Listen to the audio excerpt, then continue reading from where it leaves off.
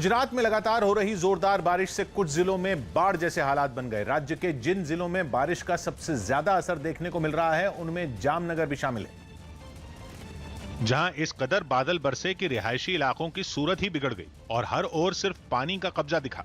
वहां के एक इलाके से सामने आई एक तस्वीर में कई मकान पानी में डूबे नजर आए और इन मकानों में रहने वाले लोगों की जान पर बनाई।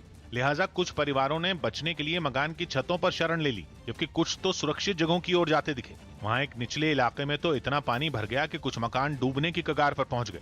इस बात की खबर मिलते ही राहत और बचाव की टीम मौके पर पहुंची और मकान की छतों पर फंसे लोगों को बचाने का अभियान शुरू किया।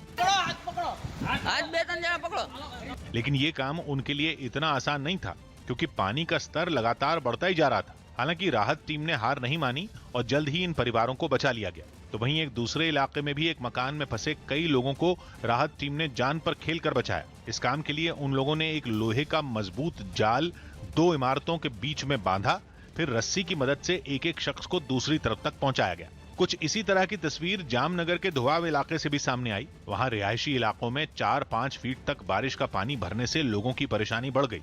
दुकान, मकान और सड़कें सब पानी में डूबी दिखाई दी, जबकि आसपास के कुछ गांव भी इससे बच नहीं पाए। न्यूज़ 18 की टीम भी ऐसे ही एक इलाके में पहुंची, जहां लगातार बारिश की वजह से सड़क नदी की तरह नजर आने लगी और वहां खड़ी गाड़ियां पानी में डूब गईं। जामनगर में कहीं ऐसे इलाके हैं जहां पानी हद से ज्यादा गुजरा जा रहा है, जहीं स्थल है वहीं पे जल दिखने को मिल रहा है। इन बिगड़ते हालात को देखते हुए राहत के काम में एयरफोर्स की भी मदद लेनी पड़ी।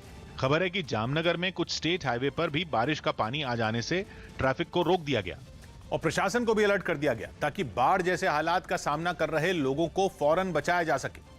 जामनगर के अलावा राजकोट और जूनागढ़ में भी लगातार हो रही बारिश से नदियां और नाले उफान पर आ गए, जिसकी एक तस्वीर राजकोट से सामने आई। वहां एक कार नदी के तेज बहाव में किसी तिनके की तरह बहती दिखाई दी। बताया गया कि जिस वक्त ये कार पानी की चपेट में आई उसमें 4 लोग सवार थे, जिनमें एक को तो बचा लिया गया, लेकिन बाकी लोगों का कोई सुराग नहीं मिला। इस कार को देख एक पुल पर खड़े कुछ लोग डर गए और वो इधर उधर भागते दिखाई दिए।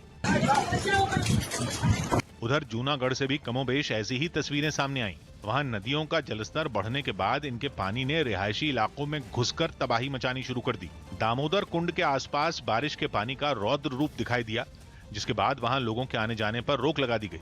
जबकि अहमदाबाद के जमालपुर इलाके में बारिश के बीच एक जर्जर रिहायशी इमारत ढह गई और उसका मलबा चारों ओर फैल गया। हादसे की जानकारी मिलते ही दमकल विभाग की टीम मौके पर पहुंची और मलबे में फंसे लोगों को बाहर निकाला।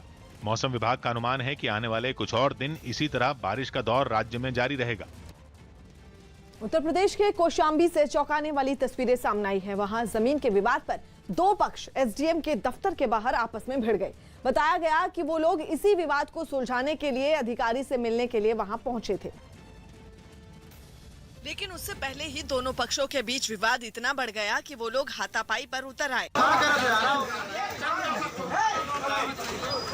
इस लड़ाई में कोई भी पीछे हटने को तैयार नहीं दिखा।